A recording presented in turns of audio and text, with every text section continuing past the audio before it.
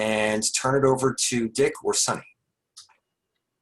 Sunny's going to open it up for us tonight. So, Governor Sunny. Hi, everyone. I'm the opener.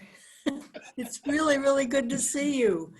Thank you for making time in a busy time of year and a busy evening for this very important e-assembly. I consider it a tribute to how dearly we hold our youth programs that we have such good attendance for tonight. And I know we're all intending with every fiber of our beings that we have the opportunity to continue our youth programs in the coming year. So we have a great panel assembled for you, and we hope you'll ask lots of questions and know that the district exists for the purpose of making everything clubs want to do possible. So with that, I'm going to turn it over to Jeff and Dick to take it away. Welcome and thank you.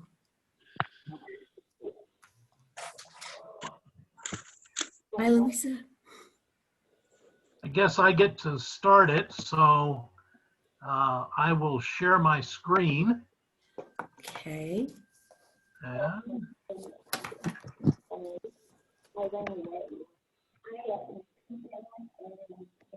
okay, well, thank you, everyone, and I'll start off tonight with a little bit of a presentation on our youth protection policy and our guidelines. Our function is to protect the youth of our district. And really that is the only reason the committee even exists.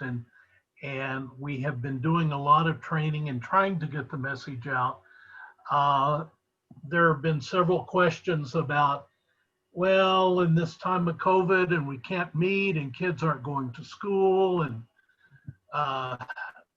there's a lot of talk about why we're doing this, but we're very optimistic. We hope that starting in the not too distant future, and hopefully you'll hear a little bit about some of the opportunities tonight, our youth programs will take off again, and we'll be able to continue. So with that in mind, the way we go about protecting our youth is to make sure that we've incorporated RI policies into our district policies. When we started doing this about 6 or 8 years ago, youth protection policies were 4 paragraphs. Today, they're about a 32-page booklet that I'll share with you or tell you where you can look at it at the end of the presentation. We each need to know what our roles are, and we need to know the responsibility of the club leaders and officers. And more importantly, we need to know where to get at this information and get at it quickly. In the image on the right-hand side of your screen, you'll see a picture of the homepage for the district. And on that second row, there's a button called Youth Protection. And you click on that and drop it down, and all of the district's youth protection documents are listed right there. It does not require any kind of sign-in, so if you're in a panic mode, you can go right there, get what you need to, and it has, and we'll look at this page in more detail, but it has all the contact information that you need to know. The statement of conduct for working with youth is probably the keystone of the whole effort. And basically, anyone involved in youth is responsible for the safeguard of our young people, to protect them from physical, sexual, and emotional abuse. And this is Rotarians, their spouse or partners, other young people, everyone is included in this statement. Um, Knowing our roles and responsibilities is really critical. And it's the governor's responsibility to oversee and supervise all of our youth programs, including taking over control of them if that's necessary, to ensure that our youth policies are in compliance with RI policies, and to work with the district youth programs to assure that any accusation of abuse or harassment is dealt with properly, and if necessary, to intervene in the situation. Our program chairs, our assistant governors, and our lieutenant governors also need to know and be familiar with Rotary and district policies regarding youth protection. To this end, we have been training and getting our AGs and LGs and program chairs trained. We've run background checks on several of them, but we want our district leadership to be aware of the programs and policies, so because they're the ones that have direct contact with our clubs, and they're the ones that will be responsible for assisting our clubs and assisting the district with training. They need to coordinate with me as the youth protection officer, and they need to keep both Sonny and I informed if there's any questions or any concerns on their part. Starting last February, we asked all of these individuals to complete the V1 application, which is the volunteer application. It's in that list that I showed you earlier this evening. And in addition to that, to complete and sign the privacy agreement. And we also have a youth protection awareness training from our association with the North American Youth Exchange association, to provide training and to give a broader overview of these responsibilities. To be fully certified by the district, you must pass that training with a score of 80 or above. When you do, I'm notified, and we'll record that, and you'll be able to work with the youth of our district. My responsibilities are to make sure everything is up to date, make sure that the clubs are informed, that we have appropriate screening methods, and that's why we have the V1 and the privacy agreement, and work to make sure that all of our volunteers are trained. I also am responsible for maintaining all of the records, so that if anything happens, we can respond immediately. That's one of the reasons that we insist on having our background checks run by the district. If they're run by Michelle for Youth Exchange or for myself for the other programs, we have immediate access to them if we ever need them. The club president and officers need to be aware of these policies and procedures also.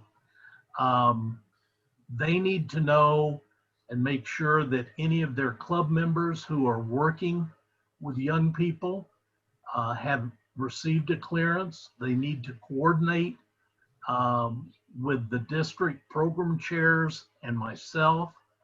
And most importantly, and this is a two-component statement.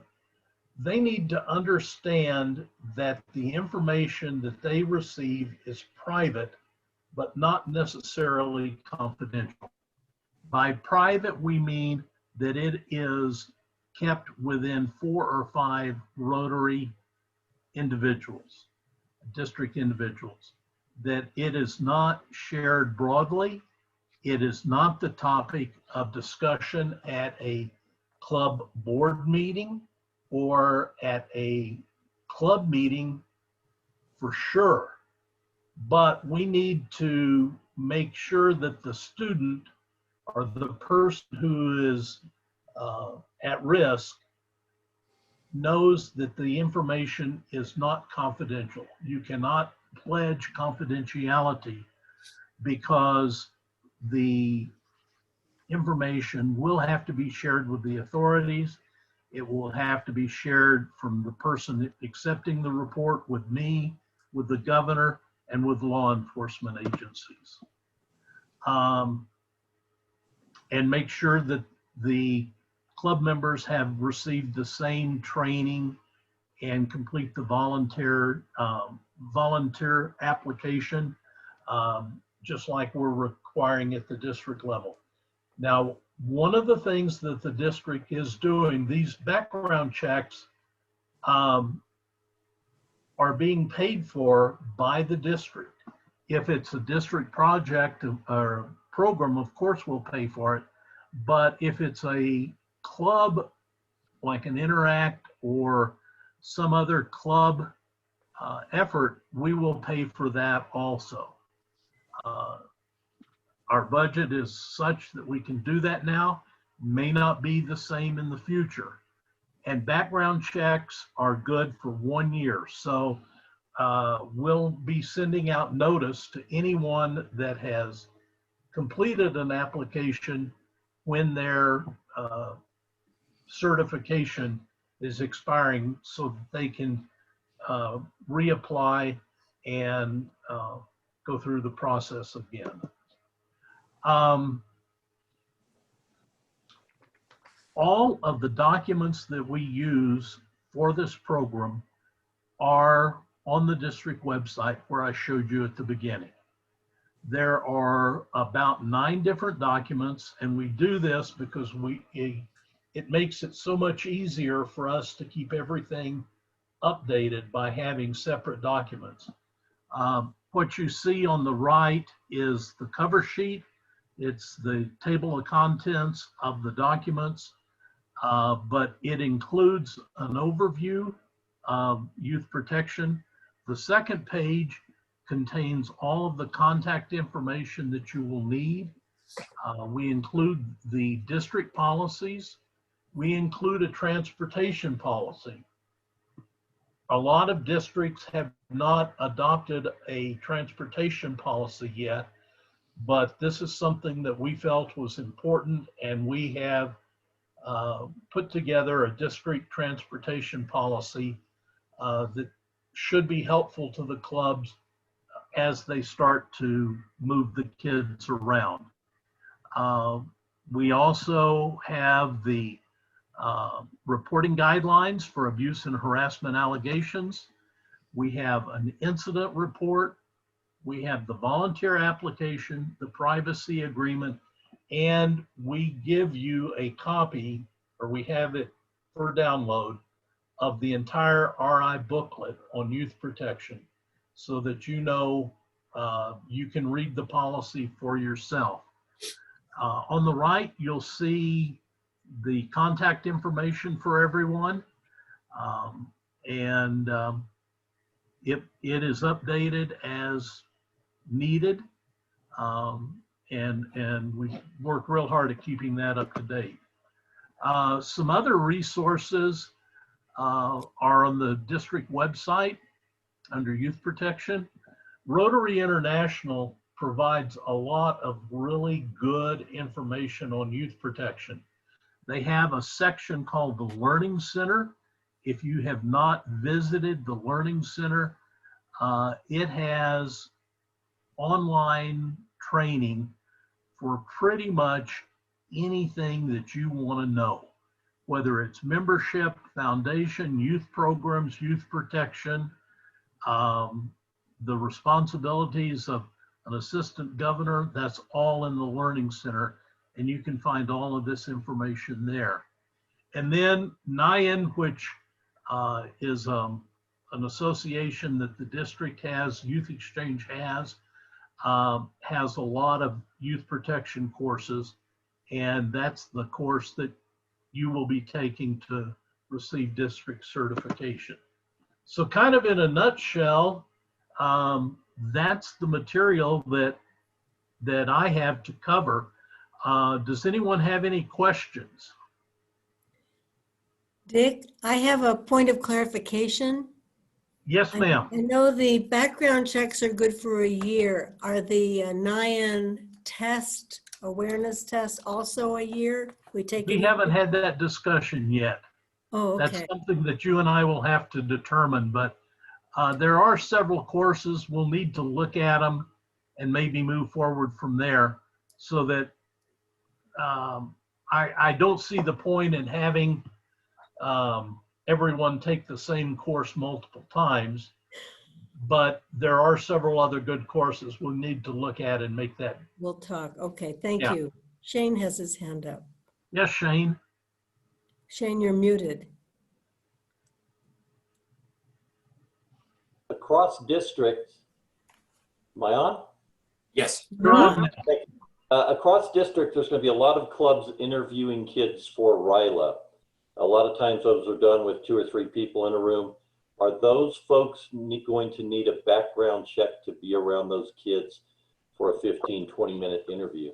If there are 3 or 4 people in that room, no. Okay.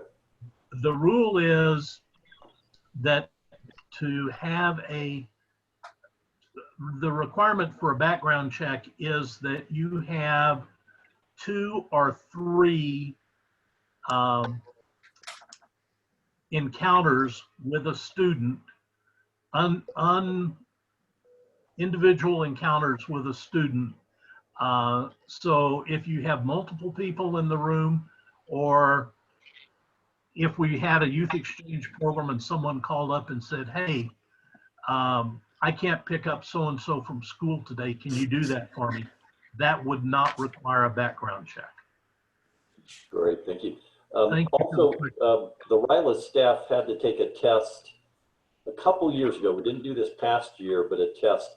But it was all on exchange students working with the State Department. I mean, there was a lot of things that didn't apply. Is this new test a little different, or just something we're just going to have to do and that's all there is? No, this new course is a youth protection awareness course, and it doesn't get program specific. We did not require that of the RILA counselors, nor did we require the privacy agreement this year when we were preparing for the summer.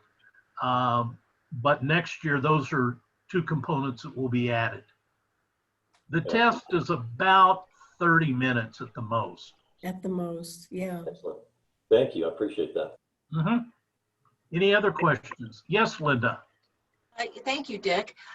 Could you tell me, do you know how often roughly these policies are upgraded or reviewed? Is it on an annual basis, taking into account changes that might be warranted within the last 12 months? Or is there kind of just a regular every 3 years? As with most things Rotary, there's no rhyme or reason. Okay. A trick that I have found out after many years of wondering, if you take that a manual that is the last item we listed and download that, if you look at the very back of it, and this applies to all RI documents, there will be a number like 0920, and that will be the revision date. So that will tell you the last time that this was done. I think the current documents were revised in 2017. Okay. We started updating them in 2018, had them in place last year, and we haven't made major changes to them. On that cover sheet that's listed, we do list the date of update. Oh, okay. And so the latest update will be for the contact information, because the 1st of July, we replaced the leadership with current leadership. Great. Thank you very much. And Diana, hold that thought one second. Dick, I'm assuming we're inviting everyone to let you know if we see a need for an update. If there's something Yes, that's absolutely. I mean, I can't track everything, but you know, state law is one of the requirements. So right. if we have to do something to be compliant with state law, please let me know. I've got 2 or 3 people that are keeping an eye out for any changes at the state level, but we can all miss that. We have a question from Diana. Diana and then Teresa. Yes. Yes, my question, I'm from Clovis Rotary Club, by the way. Hi. And Miss Honey, I met you before. Tell Lonnie I said Yeah. hello. Hello. Tell Lonnie we said hello. Lonnie and Eric and Leo and yeah. Yep, I'll see them Thursday. So my question is just quick. What is the deadline for us to take the training and the application? There is no set deadline, Before Okay. you start interacting with youth. but before you start your program and getting it fired up, and that's one of the reasons that we're working at this right now, even though we might not have our Interact programs going, or we didn't have RILA this summer. It takes a while to get everyone up to speed and trained, and you don't know how to recognize abuse and harassment if you haven't been trained to recognize it. So we want to go ahead and get as much in place as we can, as soon as we can. So whenever you're ready, download that application, fill it out, and send it to me. And Dick, we did offer a date to the assistant governors, did we not? Yes, request. November 15th Or sooner if you can. or sooner. Well, I'll try to get it done. Well, maybe not this weekend, but before this month is over. Okay, Perfect. So, yeah, thank you. Teresa? Thanks for the question. I just have a couple of questions. First of all, several of my Rotary members through their job have background checks. Do they need to do this in addition to that? Yes. Or, okay, so they do need to do it in addition. That's what I thought. And then is is it a fingerprint? It's not that involved. It's pretty simple. We don't even run the credit check portion of the background check. It's a search of court records. It's about as extensive as it gets. So you're going to see all the speeding tickets I have? Yep. See worse than that in a Rotarian. Yeah, I mean, I even know which Rotarian got pulled over because he didn't have current plates on his vehicle. Wow. But it's all confidential. I'm the only one that sees it. I don't report. I report to the governor. And for instance, if it were the Clovis Club, say that we're asking for a check on background for an Interact club, then I would report back to the committee chair and the club president. In the case of RILA, I would report back to Shane. But we keep everything very, very confidential. Sounds good. Thank you. I could add an addendum to that. If there were to be in a background check of a Rotarian, something that causes us pause that is outside the criteria of that program. So for instance, in youth exchange, because we have a host family that is going to be taking care of these children, and we have a question about something in the background check, I will probably call Dick and consult with the local Rotarian or member of my district committee who's working on that for youth exchange, and have a conversation about whether or not this person's background check has anything in it of concern if there were to be something more substantial. So in youth exchange, one of the things I'm also looking at is DWI records. If DWIs are present in the record and they're recent, that family may be disqualified from hosting. So those sorts of things are things we will talk about internally. It will not be the subject of a broader meeting. It'll be a very discrete conversation. And then the club the club leader who is managing that question of, is this person qualified? And the person in question will be notified in appropriate ways if for some reason someone were to be not selected to be a youth exchange or a youth program participant.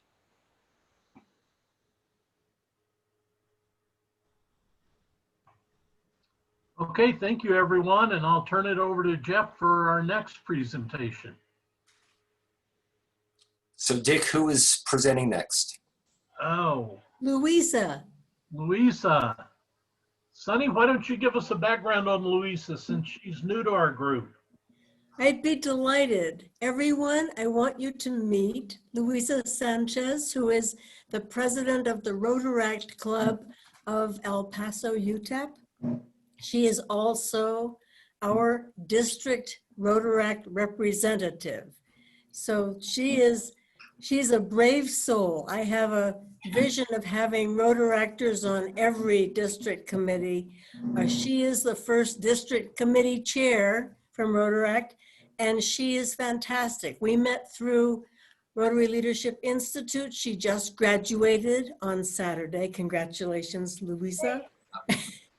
And I'm so thrilled that she is leading us as we grow Rotaract. Louisa, welcome to our call, and unmute yourself and take it away. Hi, thank you so much for that wonderful presentation. Is it possible that I can share my screen? Yes. Yes. All right, hopefully I won't mess up this. You probably can do this better than most of us.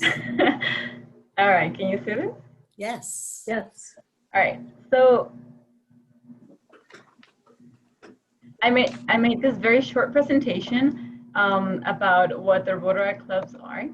Of course, I'm pretty sure like all of you know, but I'm gonna Don't assume. Don't assume. Yeah. Right. But I'm gonna point out some specific points that as a Rotaract representative, I would like all of you to know. So again, a short presentation, I'm Luisa Sanchez. I'm also I'm the district Rotaract representative for this district, and also the Rotaract, the president of the Rotaract Club at UTEP. So thank you for having me here. So what is Rotaract? We all know kind of what is Rotaract, but I like this definition. So the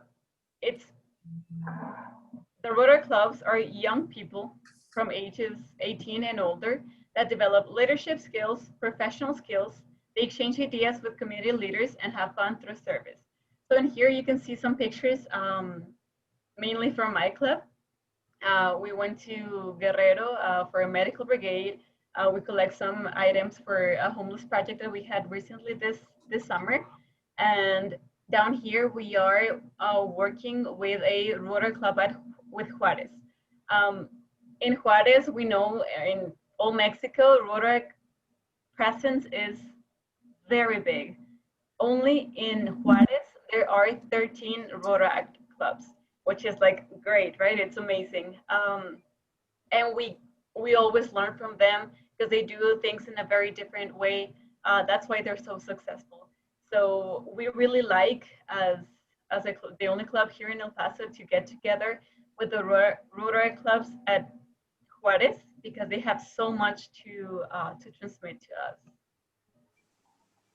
All right, so for all of you, if you don't know, I'm also learning this, as Sunny said. I'm the first Rotaract representative, so I'm barely learning about how to know all the data. So for how many Rotaract clubs do we have in this district? For sure, we know that NMSU Rotaract Club is active, as well as the Rotaract Club at UTEP, which is mine. I know I received a document that says that we have a student ambassadors at Santa Fe Community College Rotary Club. However, I'm trying to get in contact with them. I haven't received an answer. So if any of you know if this Rotary Club is active, please let me know, as well as the Western and New Mexico University Rotary Club. But for now, these are our Rotary clubs.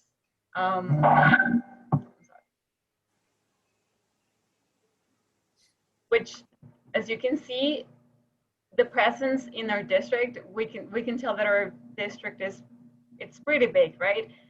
Like New Mexico and this part of Texas, and I'm pretty sure that we can do much better than having 4 Rotary clubs.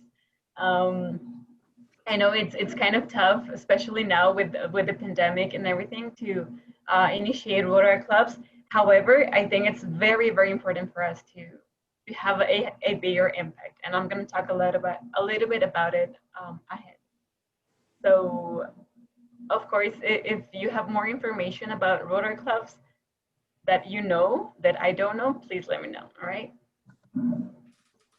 Now, why is Rotaract so important?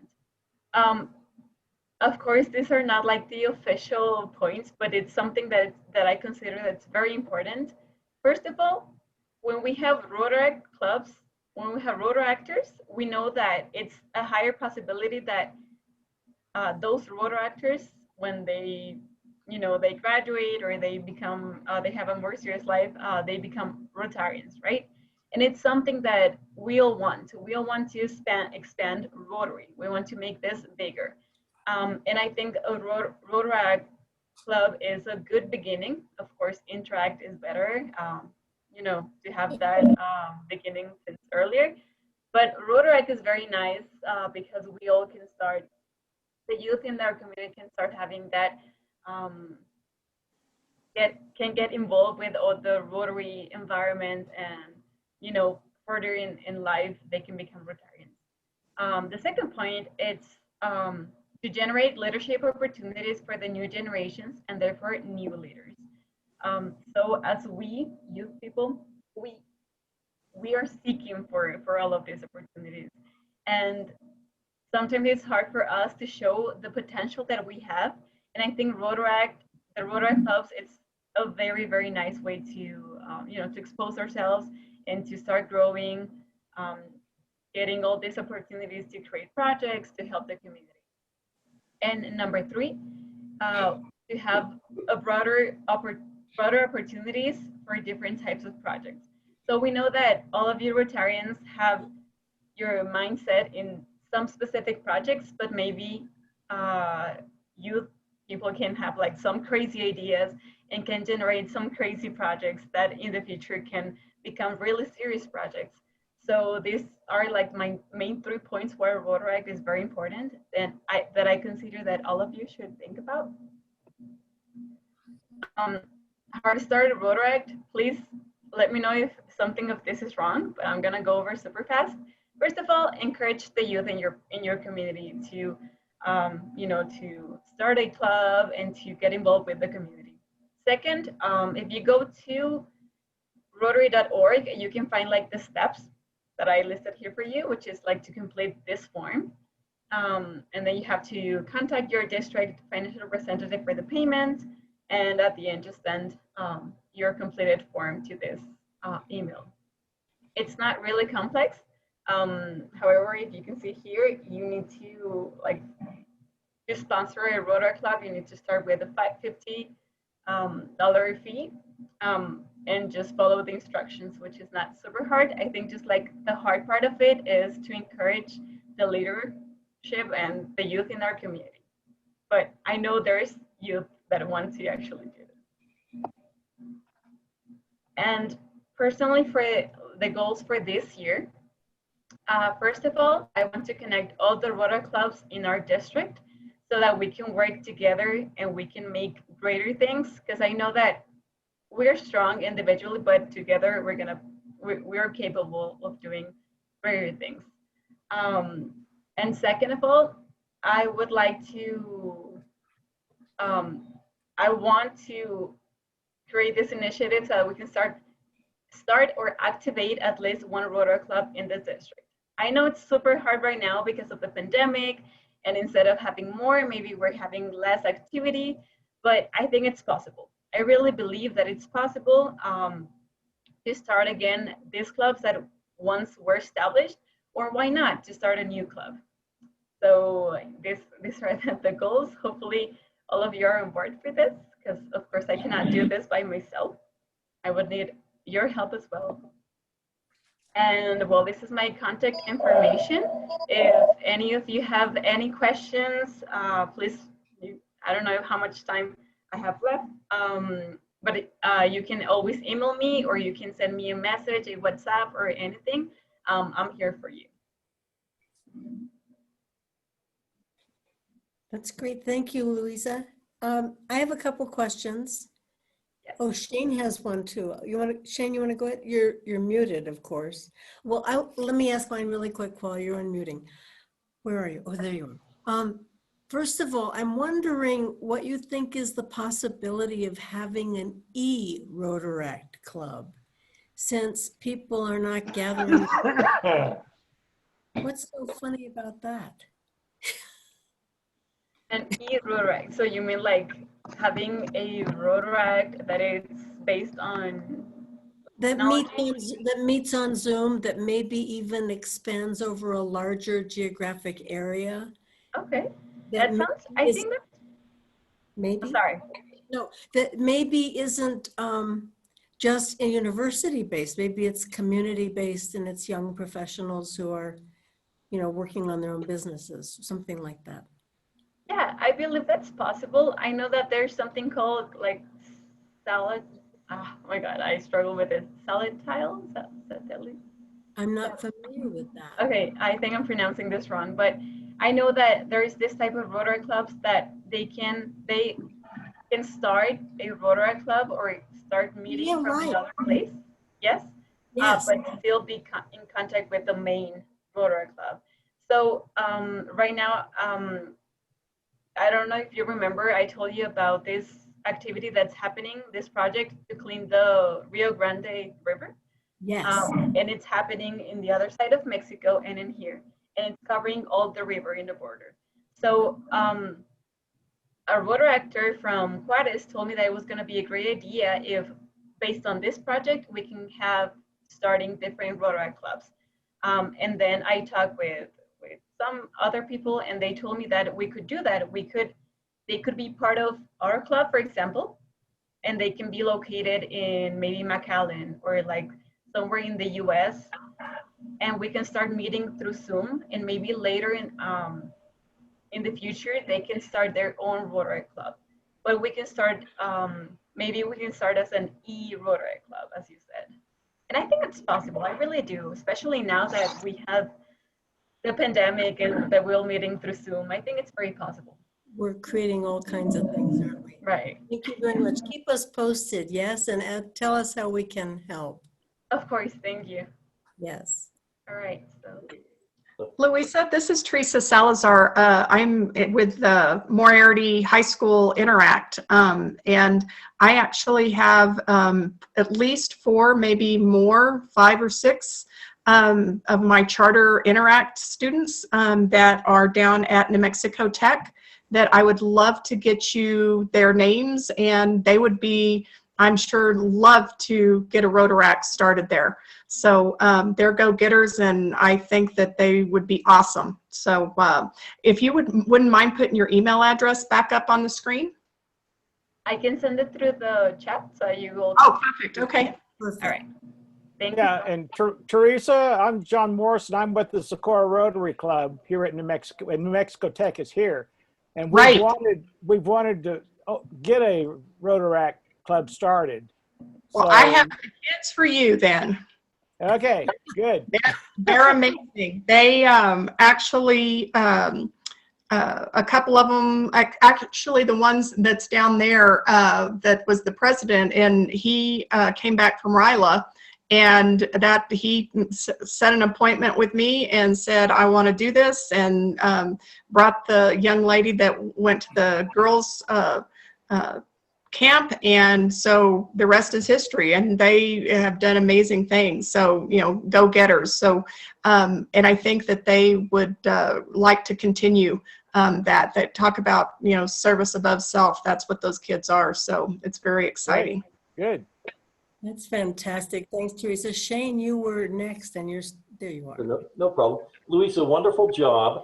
I want to offer you a couple of opportunities for the Rotaract folks.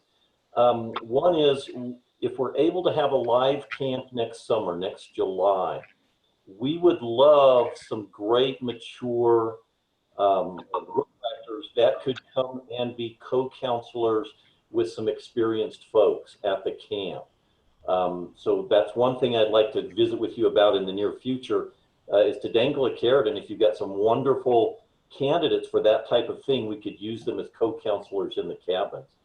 The second thing I'd like to offer to you is, if any of the Rotaract clubs that you're able to get set up, we would give you time at both the boys and the girls camp next summer, or if we have to go to a live or to a Zoom RILA type thing next summer, depending upon the pandemic, but to where you could pitch what colleges represent in our district, because we will have kids from all around the district that might be wanting to go to some of those universities, and you might pick up some kids. So we would be more than happy to offer at both the boys and or girls RILA the possibility for you to promote all of your different Rotaract clubs.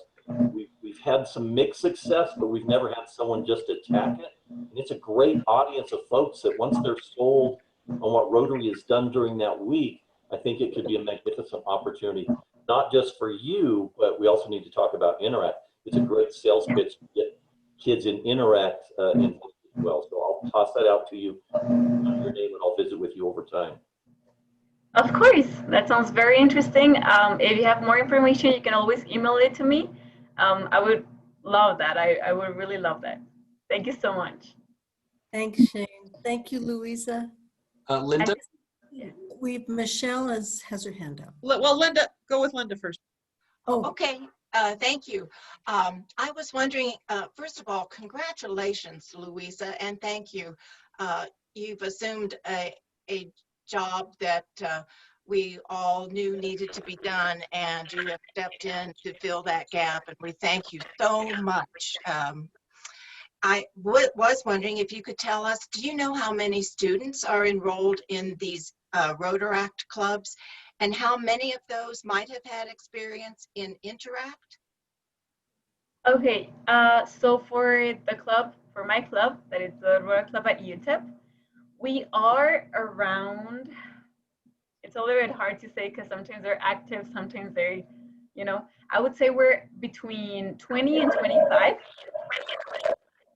For the ones that I know that they were involved in Interact, right now I would say that I know about 5. And for some students that already graduated, I know that they were, because my club was reestablished in 2017.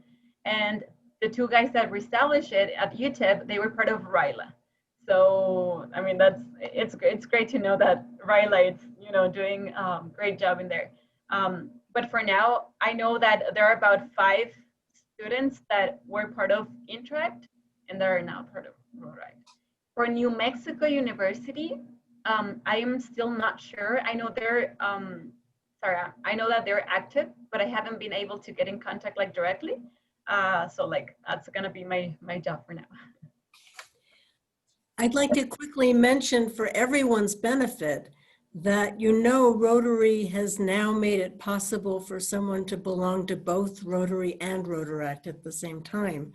And I'm thinking that we may want to, at some point, include in our focus community Rotaract clubs as well as university ones, because they're likely to stay around without graduating and moving away. So let's do all of the above. I think there's so much possibility for Rotaract to make a difference in the world, and I want to see them in every part of our district. Thank you. Michelle? Louisa, congratulations as well from me. It's very nice to meet you. I guess this question is maybe more for Sunny. So what's the mechanism that we're using to track, because we have two different states involved here, what's the mechanism we're using to track and get information downstream regarding the various laws related to COVID and the restrictions on meeting? For instance, for your information, Louisa, I don't know that you're in New Mexico, but in New Mexico, currently our limitation is no more than 10 people, unless you're from the same household. And so given those sorts of restrictions, we have to be really aware as chairs where we're going in terms of our group meetings to make sure that we're complying with both states' requirements. I don't want Lorraine and my committee having a group of more than 10 people right now, to make sure that that we're not, as Rotary, breaking the law, if that's the law in El Paso, whichever it happens to be, wherever it is. So I'm just wondering how we're communicating about that, how we're staying updated. The governor has changed it from 5 to 10 just in the last like 30 days in New Mexico. So how are we keeping updated on that? You know, that's a great question. I don't believe we have a formal structure in place. May I turn that question over to our risk and compliance officer? Dick, do you want to weigh in on this issue? It's not something we've set up yet, is it? You'll probably volunteer me for the job. Maybe so. I do believe it's necessary, and at the same time, I also believe Rotarians have been very responsible about keeping track of what is required in their particular state. I haven't encountered any issues in that regard. Dick, do you want to say something? I haven't been tracking it, but it's something we can certainly look into. Yeah, we need to be aware, and we need to be communicating it. You know, I get the daily postings and the updates from when the New Mexico governor has her updates, but I'll need someone over in Texas to feed me that information, Jimmy.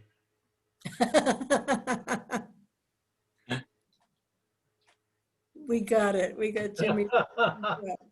Okay, thank you, Dick. Thank you, Jimmy.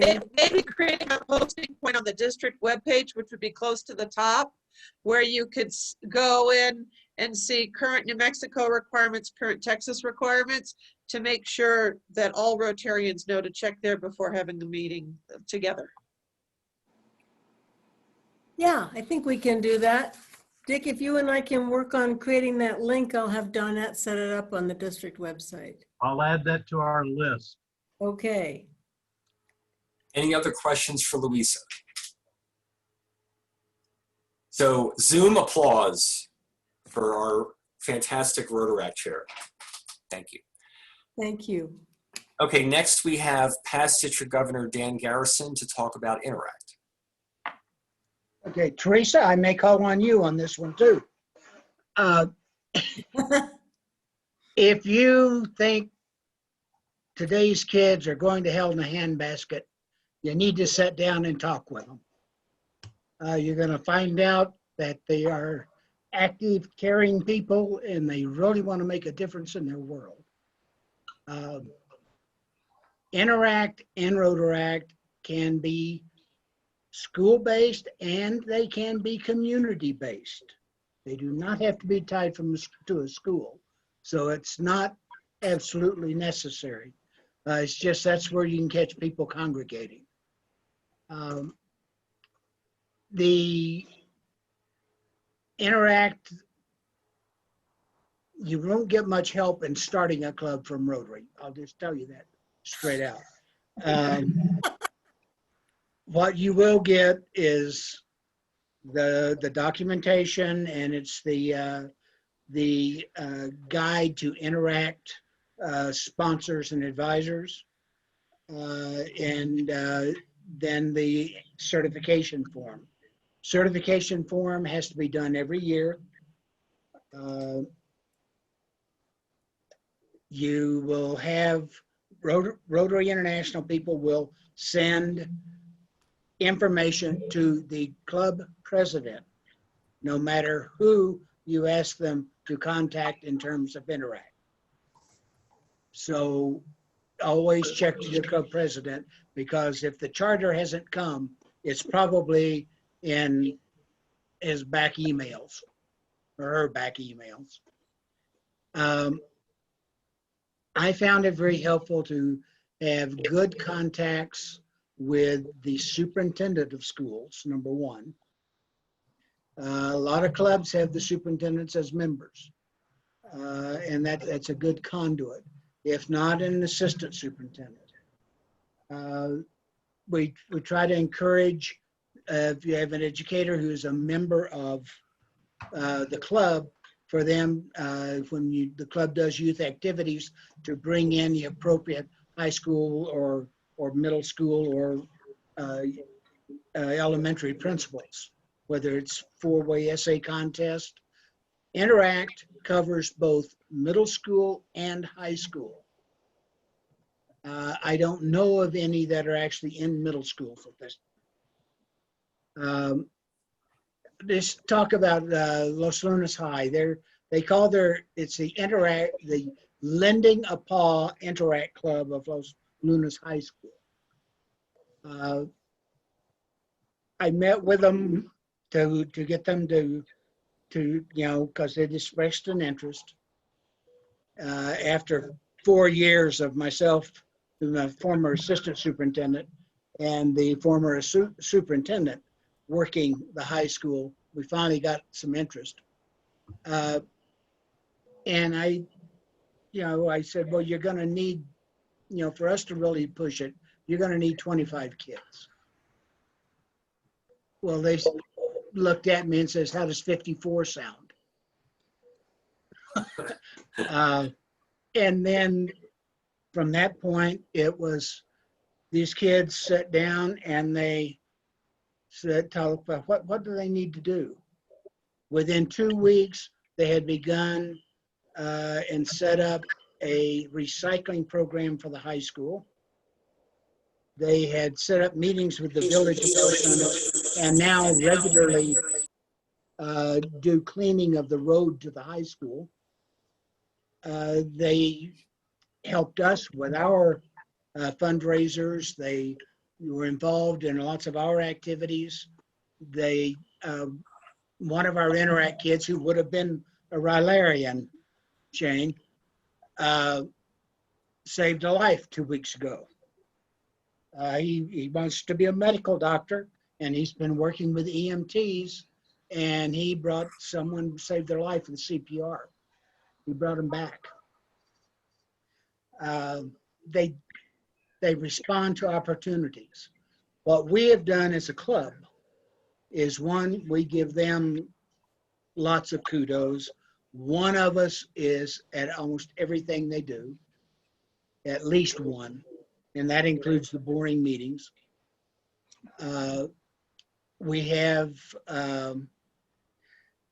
We bought a bell for them. We bought a banner for them, the meeting banner. We also bought them a large display banner that they use when they're doing signups for clubs or doing something in the community. They're already working this year. They're not allowed to officially meet, but our Rotary Club is working with Feed New Mexico Kids, because our county in one of the worst states has the worst record of child nutrition.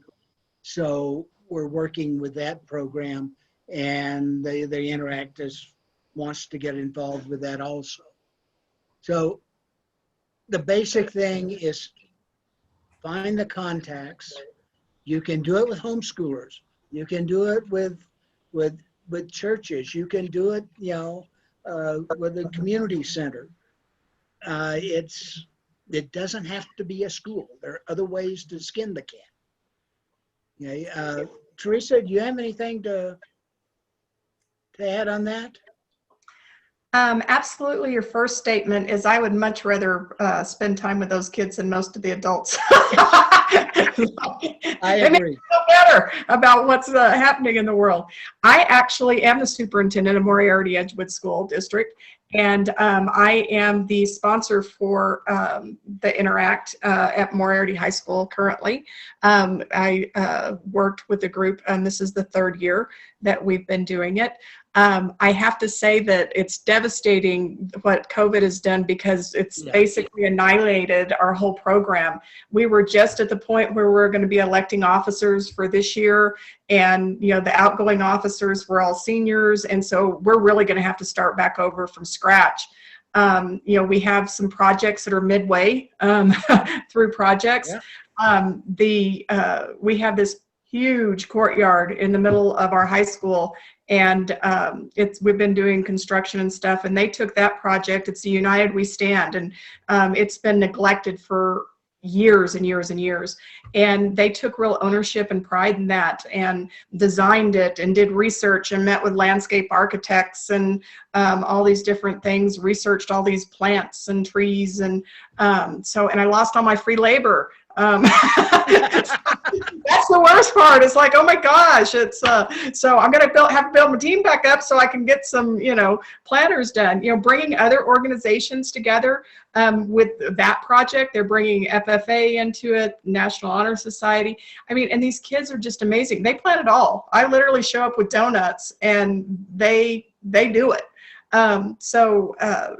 It's great. I've got to say, it is a struggle fundraising, because it just adds one more organization to a small community and a school community that are fighting for the same funds. So that is difficult. Our very small Rotary group does an amazing job of supporting us with that, and looking for grants and different stuff. But that is a challenge as you start that type of thing. We pick up a lot of trash.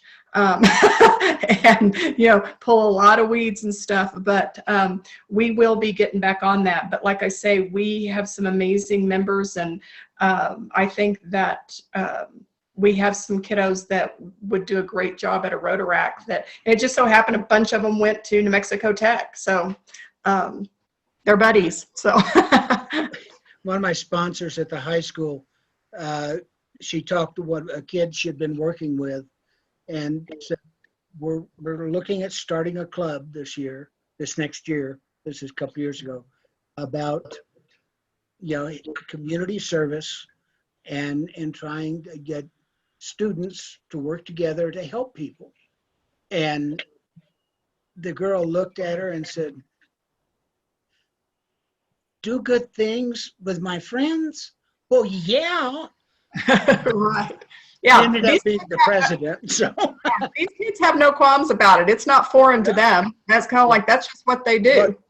What we do as a club is, and this got nixed by COVID, but we do our fundraiser, which is a pancake breakfast. But we planned a spaghetti fundraiser for the spring, in which the proceeds would be split with the Interact Club. And it was a good 50-50. And of course that didn't come off. But we're lucky in the community we're in.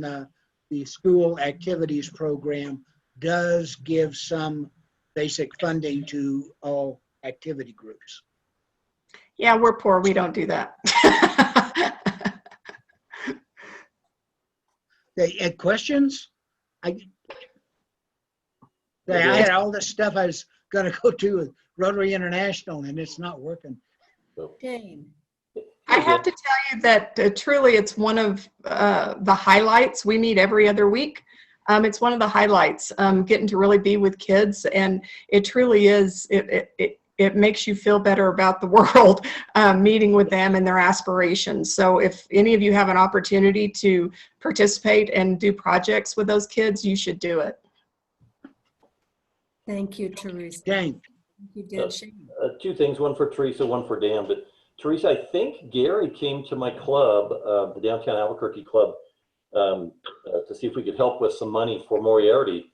But what I want to mention is now that you've got an active Interact club there, if you guys are short on funds, I know my club usually comes up with 16 to 20 scholarships, and we consider Moriarty, Los Lunas, Belen part of the Albuquerque MSA. If you've got some great Interact kids that will be inspired by the 2 graduates you now have to attend RILA, goodness, we'll help you with that. So, Well, and I have to tell you, thank you. We have gotten those scholarships. I think we get 2 minimally from you guys every year, and we appreciate it. It's our pleasure. The kids, the Pintos, are so good.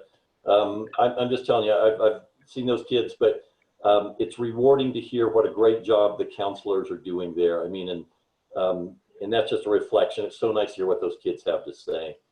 Now, Dan, for you real quick, sir, Yeah. I'll offer the same thing as Luisa.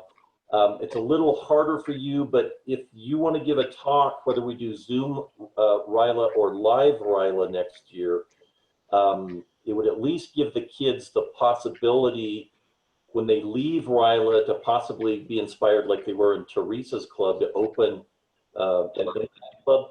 We'll give you that possibility, let you pitch it. It's kind of after the fact because next year we're probably going to have some seniors that didn't get to go this past summer, but they'll be the perfect catch for Luisa. But any of the new incoming juniors, I'm assuming we'll get some from the various Interact clubs, but that would also be inspirational. We might get 1 or 2 more spun off as a result if we have a good spokesman there. We'll make it an Interact Rotaract morning or afternoon if we can get the folks to talk about that with maybe 2 or 3 examples of kids that just, they sell it. They're the ones that'll sell it for us.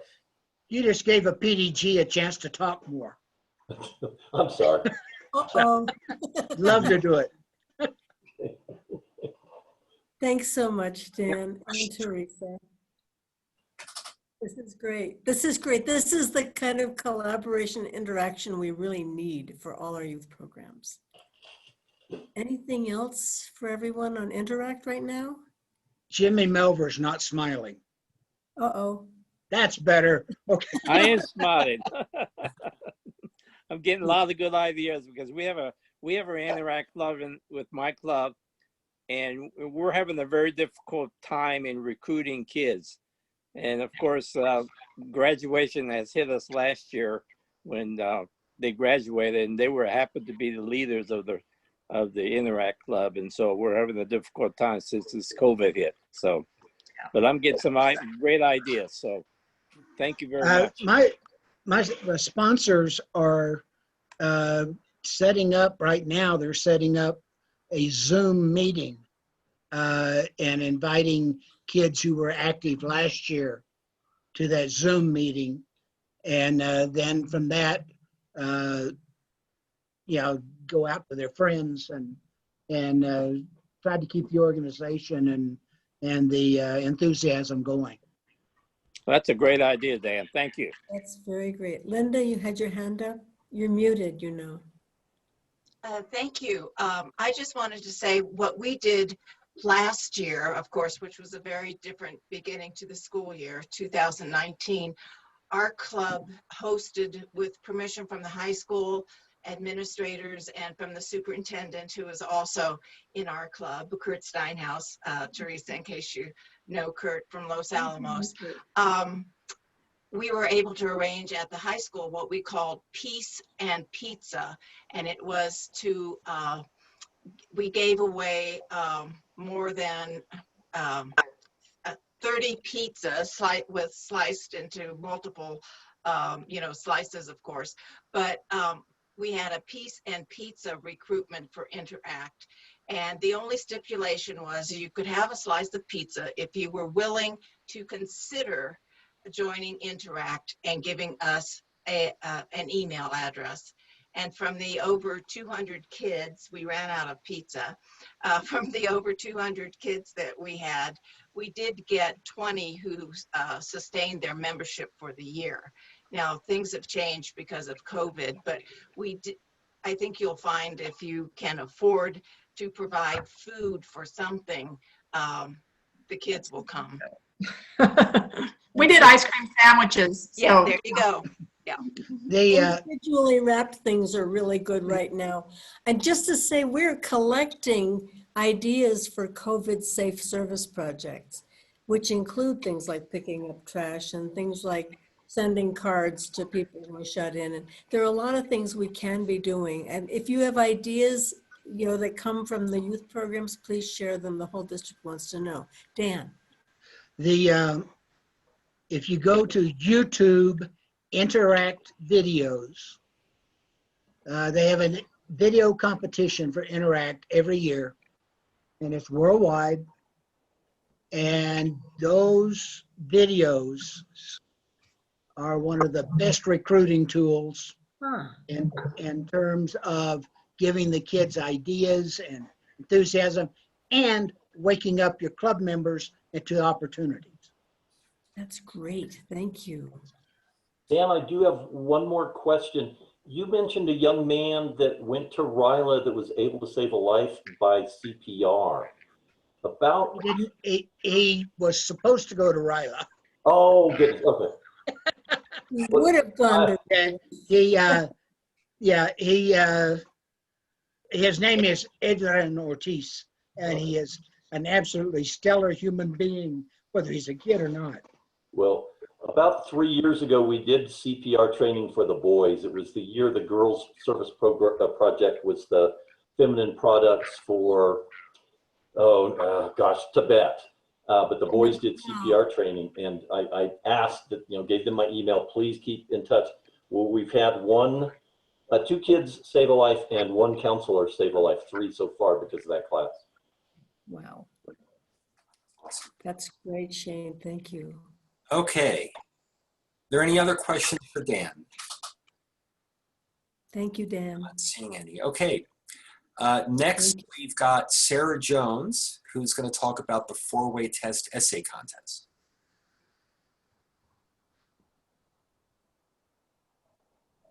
Hello, everyone. I am glad to be starting this again. In 2018, I had set some pretty big goals as far as really wanting the essay contest to be in every club in the district. And with most big goals, it's good to set them so you don't meet them because you always have something to strive for. So despite not meeting that goal, I've had a consistent participation. This year we had 12 clubs. A lot of you that are present, thank you for participating and championing the art of the essay, because that is not necessarily something that is in a world of technology, that is a skill that's being lost. So I think combining the 4-way test with essays is very important. But I do think we need to focus on having a 4-way test rich environment in general, because it's a lot of work to have the teachers implement the essay as well as explain to the level that the children need what the actual elements are. I'm going to try and share my screen. Colorado, I think it's in the Littleton area. They do a great job with the 4-way test. And from that, a couple of their Interact and Rotaract leaders have created this program called Epic Ethics. And they've got a really great little, oops. So I don't know, okay, here is my screen I'd like to share. Has everybody seen that? Yep. So this is a really great kid-friendly graphic that I like, because these concepts can be pretty big for adults to comprehend. So for children to gather their thoughts and put them in an essay can be difficult. Because of that, I've taken away all the restrictions. This is not a college entrance exam. It's not being graded. I don't want the children to have any pressure as far as time. I want them to be able to spend time with the concepts. For those of you that have participated, you'll notice that I have not changed the question from year to year. In the past, the essay questions have changed. They're kind of long. And so what I believe is that repetition leads to mastery, as well as by having the teachers buy in to something that's simple. Dan Garrison always has, I think it's Mrs. Jaramillo that helps facilitate the essay contest with your group. And so I'm sure her world is insane right now as she's trying to figure out online teaching and all these other things. So to present a new essay question is one more thing on our teachers. So I feel keeping the essay simple and keeping it the same over a period of time helps our club members, as well as the teachers, as well as the students, begin to really understand and hopefully give us better essays. Let me check my notes here. One of the things I have noticed is the quality of the essays is lacking, and I'm curious if it's because the question is too big. And the question is, what is the four-way test? And then they typically give scenarios of the four-way test. So this year, I was considering what is the four-way test, and then having them pick one of the questions to really dive deep into. The other thing that I've done this year, and I'd like to continue, is offer a teacher incentive. And so this year, the winning club, the teacher received $100 too, which I think is important because they put a lot of work into it. This year, the winners were the Angel Fire Rotary Club. The second place winner was the Los Lunas, and the third place winner was the Albuquerque Rio Grande Club. And this year, it was also exciting. I had to reject a couple of essays because we had some high school students participate. So I will make sure to clarify with the clubs that it's for 8th graders. I have contemplated offering it to 9th graders, but I really think that the ethics should be introduced as soon as possible. And I think this is an interesting opportunity as we're talking about Interact and Rotaract for their clubs to consider the four-way test essay contest as a jumping off point for a service project. Or if they don't want to do something like that, they could do, posters with 3rd graders, or they could do community projects where we introduce the four-way test earlier in the school environment. I think it should be something that they practice as well as write about. So this year I will be putting it up again on the district website, a drop-down link, and that will be up October 1st with the information. The deadline this year so that they can speak at the convention, let me look at my notes. I believe it's February Sorry, I have so many screens up here. February 26, 2021. That way we have enough time to notify the winners and they can travel to the convention April 9th. And that's my presentation this year. Does anyone have any questions? Sarah, Comments? thank you. That was absolutely excellent. I just want to say, if it should happen that the district conference must be mostly virtual, can we arrange to have them present their papers anyway? I think, yeah. Everything now is so easy with the Zoom, and I think that would be a great addition. Thank you. I saw a hand. Who else? Oh, Yeah, Linda. yes. Go ahead, Linda. You're on. Unmute first, though. There we go. Thank you, Sarah. Our club has participated for years, and we too are seeing the decline in the quality of our essays. And first of all, I think there are two reasons in our case, and that is we used to actually have in-class training where a Rotarian would go at designated classroom periods to meet with the teacher and the students to tell them about Rotary, to give them an introduction to what Rotary is and why it's important to start thinking about the four-way test in application to their lives. Because of all the scheduling issues with students and classes and just the pressure on finishing so much in a class hour, we have not been able to do that recently. It's also difficult, frankly, to find volunteers who want to give up that time to go speak to 8th graders about the four-way test. So one thing is the awareness of what Rotary is and making it a meaningful introduction to their lives. And the other thing is that the last few years, the language arts teacher that has sponsored the four-way test essay has required all of her students to participate.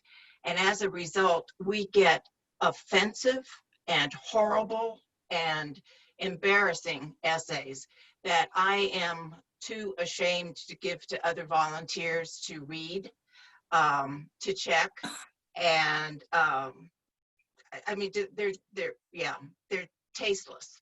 We do get a few good ones, but by opening it up to every single student and making it mandatory has really lowered the quality of our essays.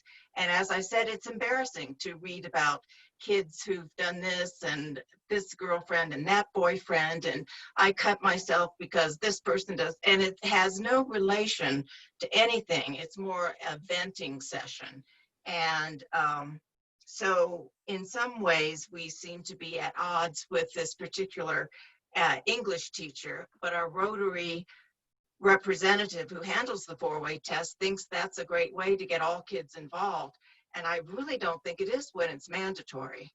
And I'll let all the other educators chime in, but I don't think making anything mandatory, or especially, like I said, putting these regulations about margins and times and all these things on something like this, I think would be a turnoff, because I don't want to know if they can set their margins, or I don't want to force them into this. I want to engage the student that may be having difficulty making decisions and looking for a tool like this, or the kids that are just natural leaders and are going to want to participate. So I definitely, if you and I would like to talk at a later date, I can maybe that would talk be great. to the coordinator, Yeah. because I certainly don't want an English teacher making anything mandatory. And I certainly don't want you guys to be subjected to that, that kind of writing. I, however, am a creator. So if you want to send all that stuff to me, I will not be embarrassed. Well, I mean, it's just tacky. The kids don't know what to do.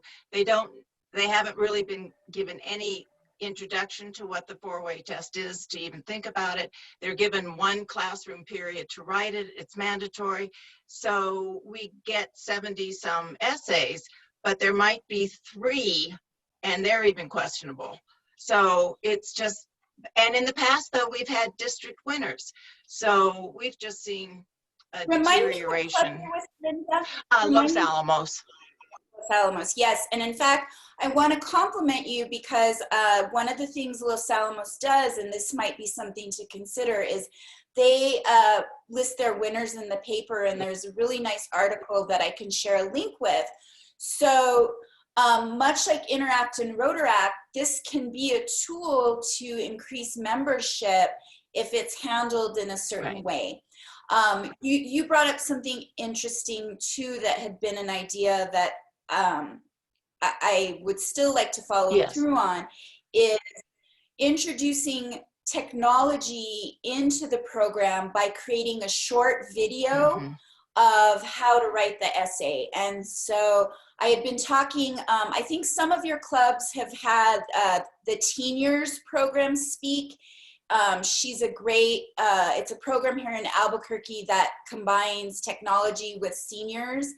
And so I wanted to work with her group to come up with a real short, you know, TikTok, some sort of engaging video. Like Dan was saying, the Interact videos are the best tool. So if you think something like that would be helpful, in addition to the teachers introducing the essay, you know, a peer-to-peer introduction with maybe some graphics, that would kind of guide them. We can look into something like that. Yeah, another thing, Sarah, if clubs are interested in doing this, please try to work it where you get contact with the teacher. Giving the information to the principal very often doesn't get off the principal's desk. They have lots of other things they're dealing with. And you know, we've had that happen with RILA applications. So it's very important to get to the people that with the contact with the kids. Okay, are there any other questions for Sarah? If not, thank you very much. And we're going to turn it over to not Debbie Lamont. And I'd say her better half, but that's not true. Shane, take it away. Thank you, Jeff. You know, this was a kind of a broken heart year for the folks that really believe in RILA, not being able to conduct the camp.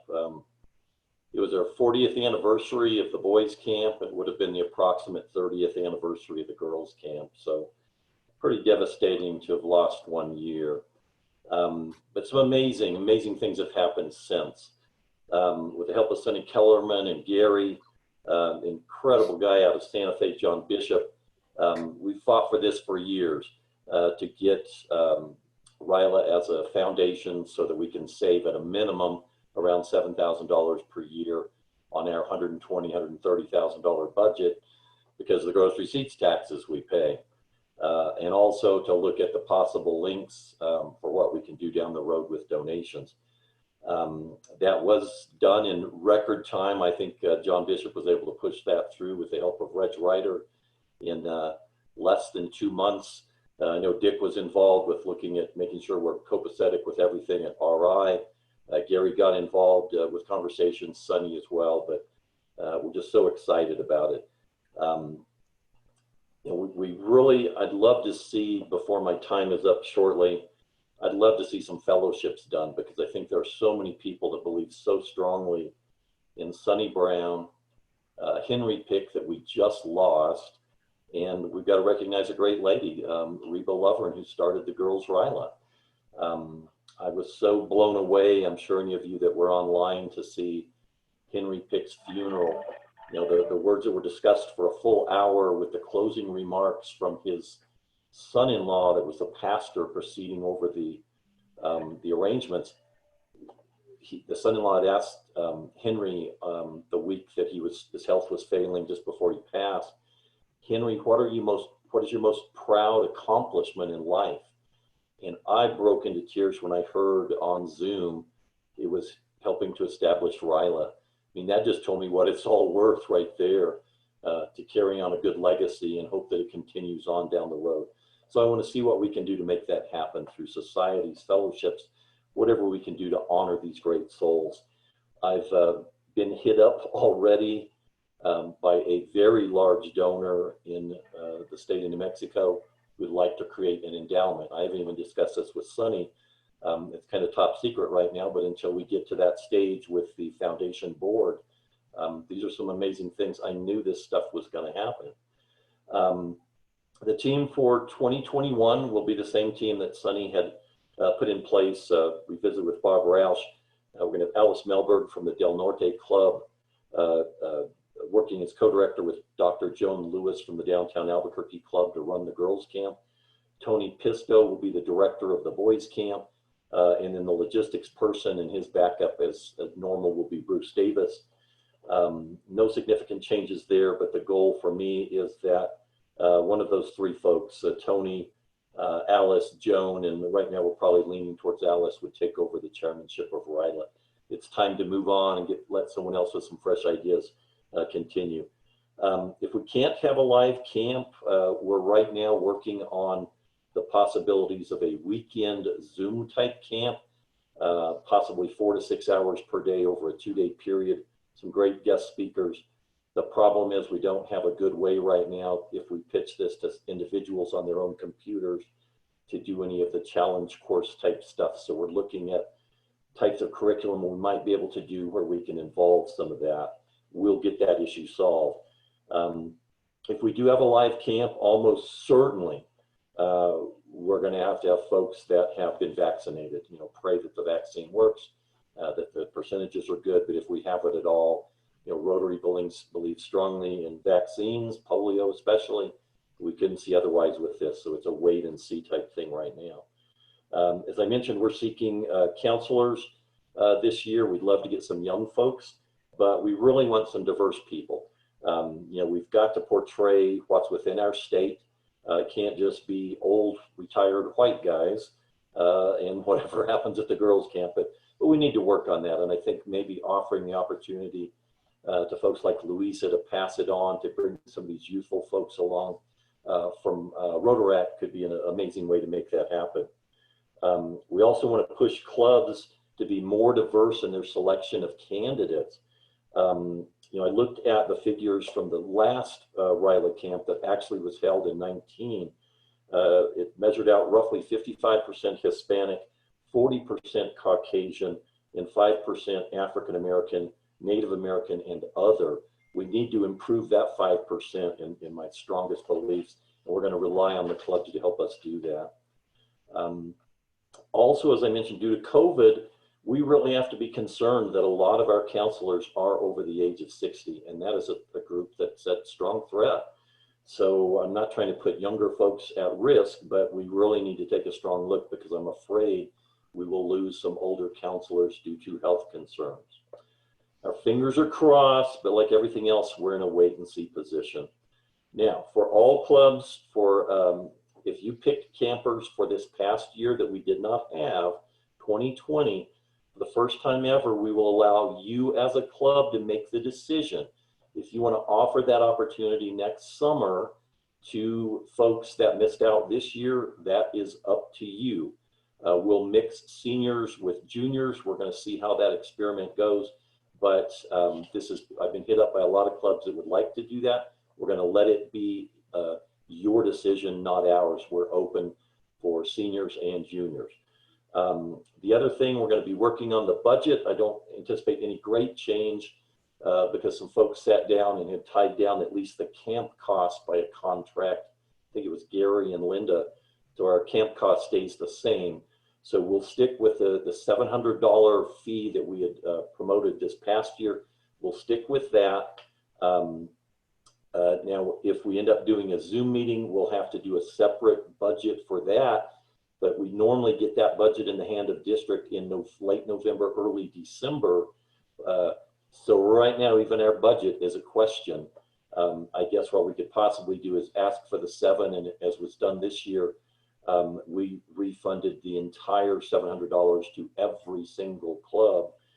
I know we ate less than $1,000 up this year out of our reserves just to cover some initial costs to get things going. But we're very careful with how we spend district's money for RILA. That's kind of it. So we're keeping our fingers crossed and praying for the best. But thanks for all your support. Any questions for Shane? Thank you, Shane. We're all fingers crossed. Thank And toes and eyes. Thanks. And eyes, that's great. Okay, next, and Dick put together the agenda, so this was certainly not coincidental, leaving the best for last. Michelle Frechette. You're very sweet. Actually, people accuse me of being the most talkative, but since Shane has been the most talkative tonight, I'm off the hook. Good evening, everybody. For those of you that I haven't met before, I've been doing youth exchange for 25 years. In the last 12, I've been the chair and watching sort of the progression of how youth exchange has morphed a little bit. I think there's a lot of really great stuff on the horizon for youth exchange. What we're trying to figure out now is how to let our outbound students that were supposed to be part of this cycle of exchange have a virtual exchange with someone from the community where they were supposed to go. So we're in the process of figuring out how to make pandemic work for the outbound candidates who had worked so hard on applying and being ready to go. We have completely suspended youth exchange for this cycle. So there aren't any inbounds right now, and there aren't any outbounds. Everybody that was in the last cycle of exchange did go home by about July 15th. Some of the students actually came home kind of early. So that was hard. We think there's a chance that one of our outbounds may end up have antibodies for COVID because she probably had it while she was abroad. But she's fine. And all of the families and all of the Rotarians here and abroad all really came together and really tried hard to let the students, if possible, make their own decision in concert with their parents and make the best decision for themselves about whether or not to complete their exchange. So those were hard days, and I'm happy to talk to people individually about that. So my slides today, if everybody can see it. Yes? Yes. Okay, good. I decided that youth exchange tonight brings people closer together, which is true. There's no way you can have a living experience with another family in another location in the world and not be permanently changed. And that is the essence of what we're about. And of course, our mission is world peace and understanding. The program today, as it stands, and it's changed in my 12 years, it was funded somewhat by the district and by the students and their families originally. So the way it is today is that it's funded by students and their families who pay for the cost of travel and their incidentals. And then inbounds have their supporting funds from their hosting Rotary Club here. So there's a stipend for an inbound. But so students and their families are really the core of our funding source as of today. So in the United States, the youth exchange structure is managed mostly for our inbounds by the State Department. So there are specific criteria which are listed here. A student has to have certain parameters fulfilled in order for them to receive the visa to be in the United States in this program. And we have to be a nonprofit, not-for-profit organization. So Rotary, in terms of youth exchange, there are other youth exchange organizations, not non-for-profit corporations, small nonprofits around the United States. So in New Mexico, for instance, there's probably about 20 youth exchange organizations that are either searching for or placing students in schools. Rotary is just one of many. from our perspective as we send students in and out, though, we are different. And the most significant difference is that the students for our program end up being not only in multiple host families, but also end up having to interact with the Rotary clubs themselves. So our objectives are, obviously, we want the students to find out something new about their own culture and point of view from seeing it from a fresh perspective. We want them to gain an understanding of another culture in a real deep sort of way, and build lasting friendships. We want them to learn a new language by total immersion. So in today's world, most countries are looking for a student to be able to at least do a few phrases in the hosting language. About half of our students, when they get their visa to go abroad, have to be able to converse in a couple of sentences with the person that's in the consulate office. The students that are inbound into the United States have to also show a little bit of fluency in order to be able to qualify for the J-1 visa. They will improve their self-image and confidence, and of course, they'll be an ambassador.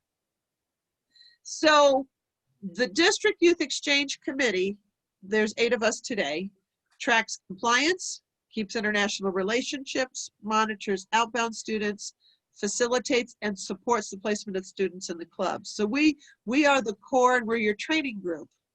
The clubs handle the details of the inbound students' daily life. You ensure that your volunteers are trained, and you complete the initial screening of the outbound applicants to hand off to the district committee so we can place students in the other countries.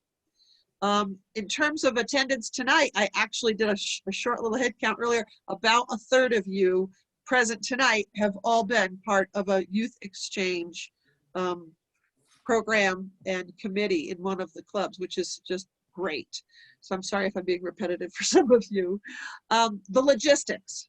There's a club budget, and that club budget spans monthly stipend that goes to the student, district orientation weekends, and so that at this time is around $1,600 for the year for the students to be engaged in 4 weekends. Now, whether or not for next year's placement, when we start placing for 21-22, whether or not when we bring the inbounds in, it's going to be 4 weekends together, we assume we will be back at some point where vaccination makes this all possible. But the cost of this may vary, obviously. Then there's gifts and school fees and things like that. And so a member of the district committee is happy to always provide you that budget whenever you need it. I'm the fastest place to be able to attain it, but anybody on the district committee will have it.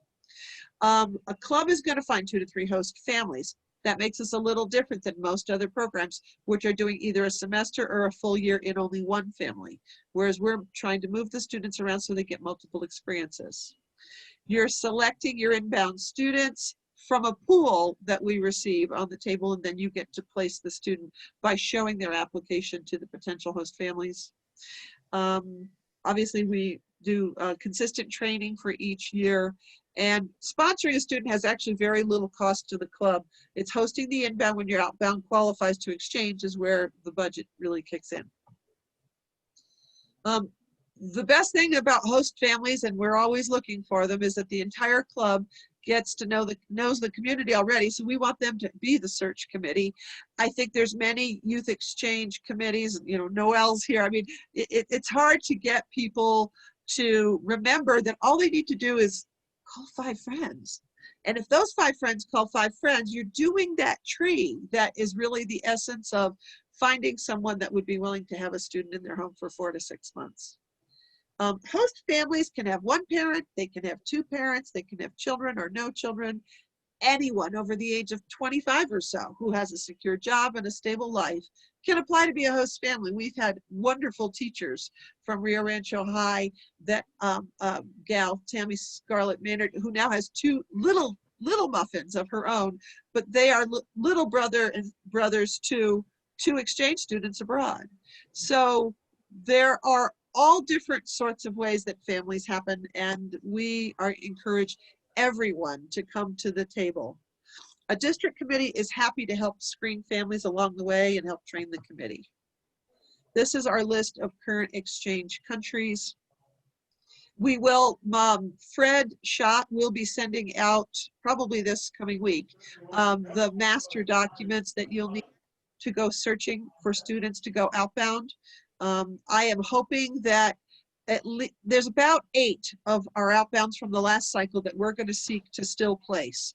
So they won't have to actually do a new interview process, but we'd like to have some others at the table. And I know that El Paso, West El Paso Rotary Club has a few students for us, but we're looking for students from other places. It would be amazing if we suddenly had 20 students at the table, because we have 8 from last year and another 10 or 12. So this is the moment right now in the next 30 days to identify those students, get them interviewed, and get their applications into the district committee.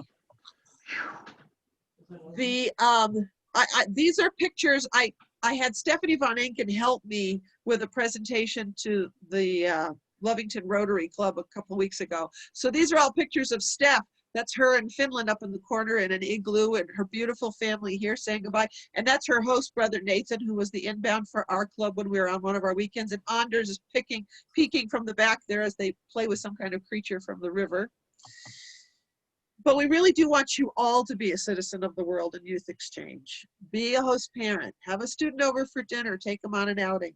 Help us advertise the opportunities of youth exchange, which is absolutely critical for us in the next 30 days. Build some cultural tolerance in your community by having a better understanding and bringing world peace through exchange to your township. This is, you know, we're all not getting in planes very much. And I thought this view that Stephanie took of flying into Finland was just magnificent. That a wide open space out there in the world that we're all not getting to see quite as much today as usual. But there is our committee list. I want to echo that vaccination is required, and it's something that Shane mentioned that's important. I know that there are still non-vaxxers out there in our community, and those children have to agree to be vaccinated in order to participate in this program. And the reason for that is going both ways. You don't want anybody from abroad bringing the measles here, or COVID for that matter. But if by the same token, we don't need an international incident where somebody from one of our towns here in New Mexico, West Texas, took a childhood disease to another child and had somebody get ill abroad. It's just not a good thing, given the fact that we're the leader in eradicating polio in the world. We really can't have that happening. So as a program, we will require that students get their vaccinations done. Oh, and there is my exchange daughter from, gosh, 25 years ago, 24 years ago, and my exchange grandchild who was born on my birthday about 10 years ago. So thanks.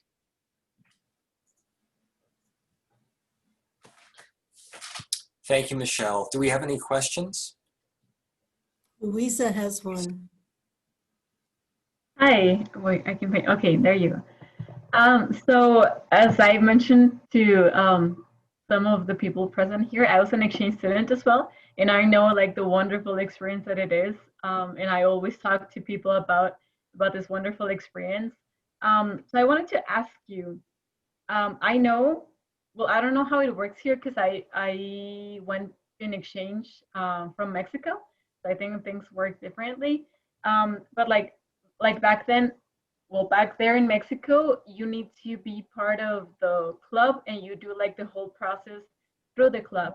So like in our district, would it be like to go through the whole process with the district, or does it have to be sponsored by a club? Everything does start with the club. So you're correct that a student applies, that we will, if the student is interested and they're, for instance, last year, one of my friends' nephews was interested. So Dan Garrison in the Lowell Students Club got that call from me at 8 o'clock at night, like, I've got a student and you need to be a YEO. So yes, we will go to the club nearest that youngster and help identify a Rotarian that would be willing to become the youth exchange officer and shepherd them through the club process so that then we can lift them up to be with the district committee. So yes, everything does start with the club. And then of course with our inbound, everything ends with the club in terms of the club's, the ultimate manager of the actual exchange. Okay, but like it's not like the outbound has to be from or strictly from that club, right? So I mean, like their parents don't have to be Rotarians, or do they? No, Okay. definitely not. We do not have any requirement that a student that's outbound be a Rotarian, nor do we require that it be Rotary host families. And that's a very old idea. People thought for many years that only Rotarians could be host families. It's quite the opposite today. 2/3 of our families today are non-Rotarian families. All right. And I actually had one more question. Of course. So like as well, in District 4110 in Mexico, they have this program that is kind of an exchange program, but for older students. It's called New Generations. I don't know if it has a different name here or if it actually exists, in which students that are already in college or if that they have already graduated, they have the opportunity to go to another country to kind of like, I don't know if to call it like to do like an internship. I wanted to ask you if that's something in here, if you have that program or if you're aware of that program. At this time, we're not doing short term and we're not doing New Gen Exchange. The reason has been in the past is you need more bodies to be able to make those other programs happen. I have had people that are interested in starting New Generations Exchange because they've had people that were interested. I would totally encourage any Rotarian in this district to sit down with Sunny and myself and Dick for us to talk about if they're interested in starting a New Gen program, us all collaborating on how they'll build that committee. Youth Exchange, because we are a year-long program, we are already working 12 months of the year, and July is our one quiet month when students are kind of just coming and going. So New Gen's exchanges happen a lot during the summertime, as does some of the short-term exchange. So we've been hesitant to work our 8-member committee into that because it's just a lot. Because we are already working year-round. So I would encourage anybody in the district to please talk about New Gen Exchange, bring it up. Let's make it happen. If we've got students that are interested in doing that, let's see if we can get some Rotarians behind the organizational part. Thank you. Thank you. Michelle, that might be a good thing to put in the district newsletter. Okay. Any other questions for Michelle? All right, if not, let us do a huge Zoom thank you for all of our speakers. Thank you, speakers. You've been awesome. This was really rich. Any closing remarks from Dick and Sunny? I just gave mine. I have nothing. Thank you, everyone, for your attendance and the presenters for spending the time and putting the programs together. This has really been great. Thank you. And we'll have a YouTube link for the recorded session later tonight. Thank you all very much. Thank you. Thank you, presenters. Thank you, each and every one of you. Have a great evening. Good work, Jeff. Good night, everybody. Thanks. Good Thank you, night. Jeff. Thank you, everybody.